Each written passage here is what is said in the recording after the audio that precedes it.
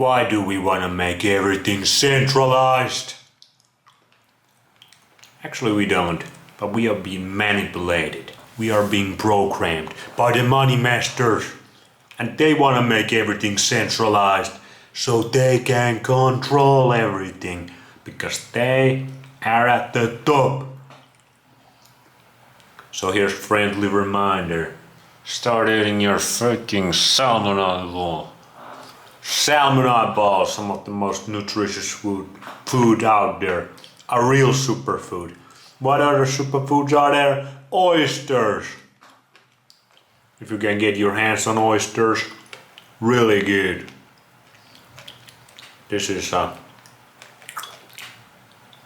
great way to start fighting back because your brain is gonna love it and you can see their little dirty little tricks better than ever and maybe even educate other people.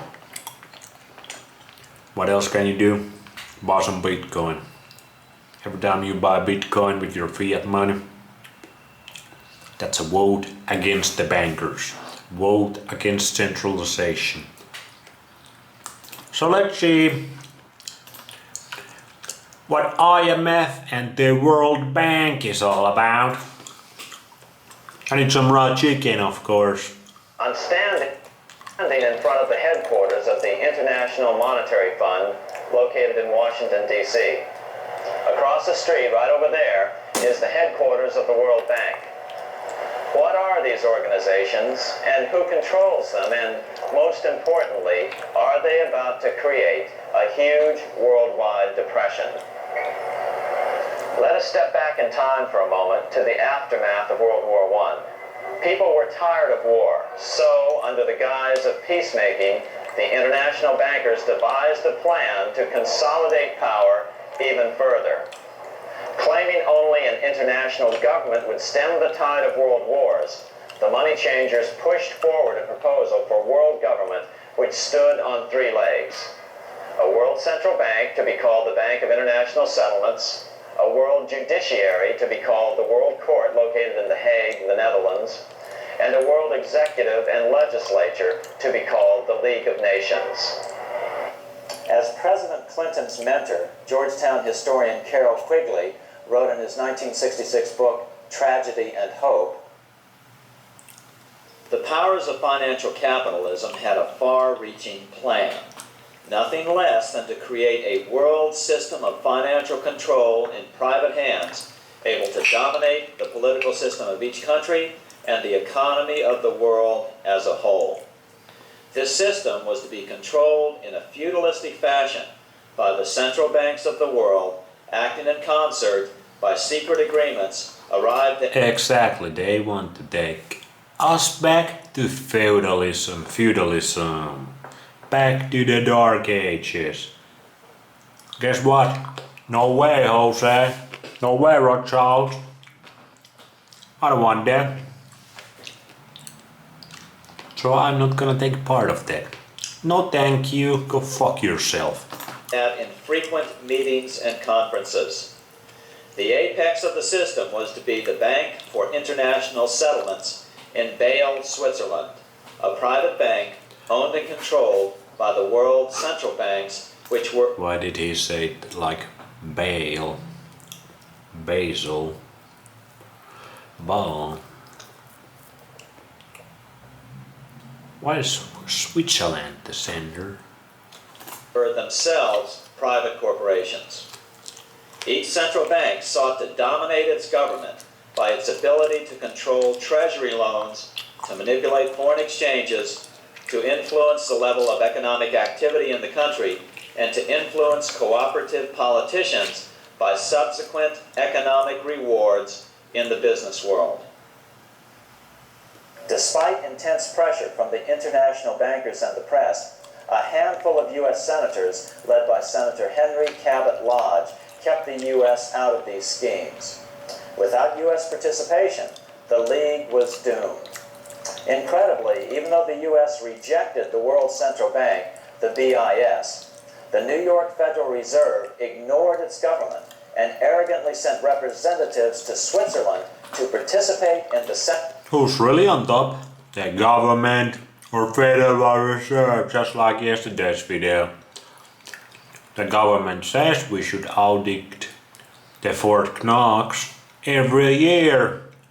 But guess what? These guys in the treasury, they say no. The government listens. The money masters, they one step ahead of your government. Central bankers meeting right up until 1994, when the U.S. was finally officially dragged into it. Their world government schemes thwarted, the bankers resorted to the old formula: another war to wear down the resistance to world government while reaping handsome profits. To this end, Wall Street helped resurrect Germany through the Thyssen banks, which were affiliated with the Harriman interest in New York, just as the Chase Bank had assisted in the financing of the Bolshevik Revolution in Russia during World War I. Chase Bank was controlled by the Rockefeller family. Subsequently, it was merged with Warburg's Manhattan Bank to form the Chase Manhattan Bank. Centralization, one big happy family. We're just one big happy family who wants to dominate everybody else. We wanna make everybody else not happy because that makes us even happier. Now this has merged with Chemical Bank of New York, making it the largest Wall Street bank. Their strategy worked. Even before World War II was over, world government was back on track.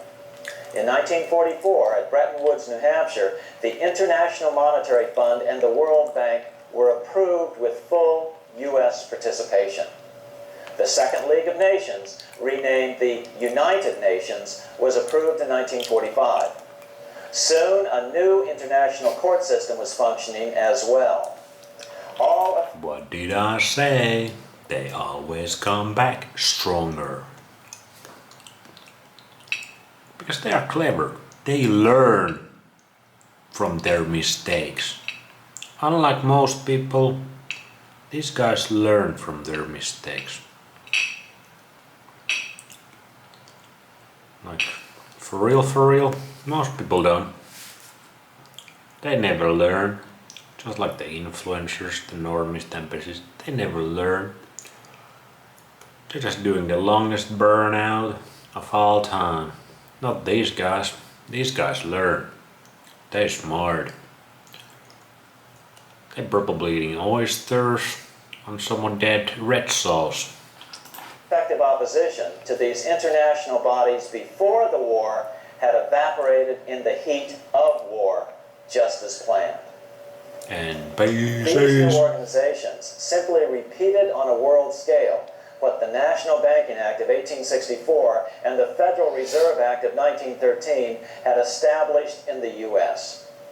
They created a banking cartel composed of the world's central banks, which gradually assumed the power to dictate credit policies to the banks of all the nations.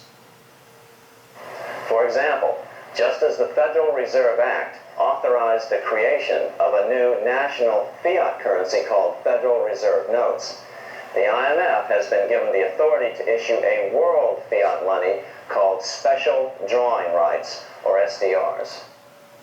To date, the IMF has created in excess of $30 billion worth. This was back then. Now they really want that digital currency, digital central bank currency, and they're trying to use these staple coins. It's obviously not gonna be called a central bank digital currency or whatever. It's gonna be called something like Ether, some of these stable coins. They're gonna try to usurp everybody into that, while the real answer is Bitcoin. So be careful, guys. Of SDRs. Member nations are being pressured to make their currencies fully exchangeable for SDRs. In 1968, Congress approved laws authorizing the Fed to accept SDRs as reserves in the U.S. and to issue Federal Reserve notes in exchange for SDRs. What does that mean?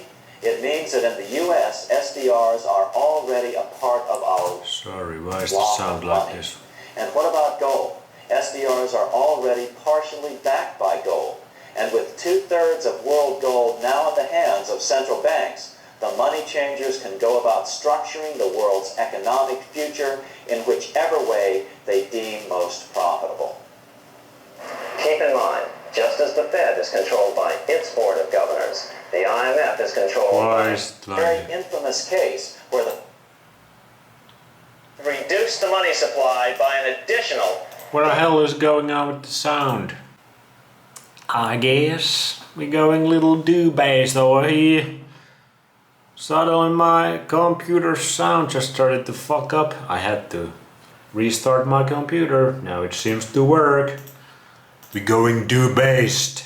They're trying to hack base science. Actually, some interesting things have been happening with banking in the last couple of days for me. Just as the Fed is controlled by its board of governors, the IMF is controlled by its board of governors, which are either the heads of the different central banks or the heads of the various national treasury departments dominated by their central banks. Voting power in the IMF gives the US and the UK, that is to say the Fed and the Bank of England, effective control. Just as the Fed controls the amount of money in the US, the BIS, IMF, and World Bank control the money supply for the world. So we see the repetition of the old goldsmith's fraud replicated on the national scale with central banks like the Fed and on the international scale by the three arms of the World Central Bank. Is this organization of the BIS, the IMF, and the World Bank, which we refer to collectively as the World Central Bank, presently expanding and contracting world credit? Yes. Regulations put into effect in 1988 by the BIS required the world's bankers to raise their capital and reserves to 8% of liabilities by 1992. Increased capital requirements put an upper limit to the fractional reserve lending, similar to the way cash reserves... Now the image is kind of fucked up. Maybe it's the YouTube video. Significant regulation made in a Swiss city 8 years ago meant to the world? It means our banks cannot loan more and more money to buy more and more time before the next depression, as a maximum loan ratio is now set. It means those nations with the lowest bank reserves in their systems have already felt the terrible effects of this credit contraction as their banks scrambled to raise money to increase their reserves to 8%. To raise the money, they had to sell stocks, which depressed their stock markets and began the depression first in their countries. Japan, which in 1988 had among the lowest capital and reserve requirements, and thus was the most affected by the regulation, has experienced a financial crash which began almost immediately in 1989, which has wiped out a staggering 50% of the value of its stock market since 1990 and 60% of the value of its commercial real estate. The Bank of Japan has lowered its interest rates to 0.5%, practically giving away money to resurrect the economy, but still the depression worsens. Due to the $20 billion U.S. bailout of Mexico, the financial collapse in that nation is already known here. Yet despite the bailout, the economy continues to be a disaster. One huge debt after another is rolled over as new loans are being made simply to enable Mexico to pay the interest on the old loans. In the south of Mexico, the poor have been in open revolt as every spare peso is being siphoned out of the country to make interest payments. It is important to note that a radical transfer of power is taking place as nations become subservient to a supranational world central bank controlled by a handful of the world's richest bankers. As the IMF creates more and more SDRs by the stroke of a pen on IMF ledgers, more and more nations borrow them to pay interest on their mounting debts and gradually fall under the control of the faceless bureaucrats of the World Central Bank. As the worldwide depression worsens and spreads, this will give the World Central Bank the power of economic life and death over these nations. It will decide which nations will be permitted to receive further loans and which nations will starve. Despite all the rhetoric about development and the alleviation of poverty, the result is a steady transfer of wealth from the debtor nations to the money changers' central banks which control the IMF and the World Bank. For example, in 1992, the Third World debtor nations, which borrowed from the World Bank, paid $198 million more to the central banks of the developed nations for World Bank-funded purposes than they received from the World Bank. All this increases their permanent debt in exchange for temporary relief of poverty caused by prior borrowings. Already, these repayments exceed the amount of the new loans. By 1992, Africa's external debt had reached $290 billion, What is the current debt in the United States? Is it something like some crazy trillions right now? And everybody just goes along. A little bit more debt. Who gives a fuck anymore? I never understood how this economic system works, this banking system, because every country is in debt all the time, and the debt just getting bigger and bigger. So it's no wonder they have captured everybody. And when some country decides to do something good, that's why I fear for El Salvador right now, because they got the Bitcoin going. But I guess they are still such a small player. But still, it could influence a lot of countries. And I see maybe not every country is totally under these guys' control, like Russia, China. They're kinda doing their own thing now. They're having their own moment. But who knows? But I've seen so many countries trying to get out of this system, and then suddenly you're a terrorist. Times greater than in 1980, resulting in skyrocketing infant mortality rates and unemployment, deterioration of schools, housing, and the general health of the people. The entire world faces the immeasurable suffering already destroying the Third World and now Japan, all for the benefit of the money changers. As one prominent Brazilian politician put it, "The Third World War has already started. It is a silent war, not for that reason any less sinister. The war is tearing down Brazil, Latin America, and practically all the Third World. Instead of soldiers dying, there are children. It is a war over the Third World debt, one which has as its main weapon interest, a weapon more deadly than the atom bomb, more shattering than a laser beam." Tomorrow conclusions. We ain't gonna check these conclusions out because this was made 30 years ago.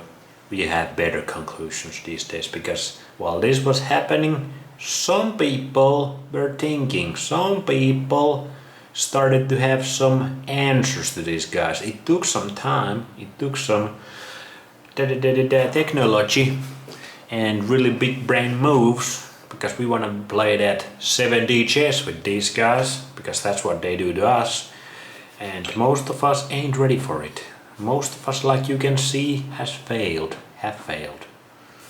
So we need to get ourselves into the 7D realm so we can play the games with these guys, and we can have the right answers to these guys' attacks that are constantly having on us and our friends and our neighbors and our family and our children if we don't do anything about this shit. So tomorrow conclusions, that's gonna be the best episode of this series. Yes! Finally! Here's one conclusion, let's go outside.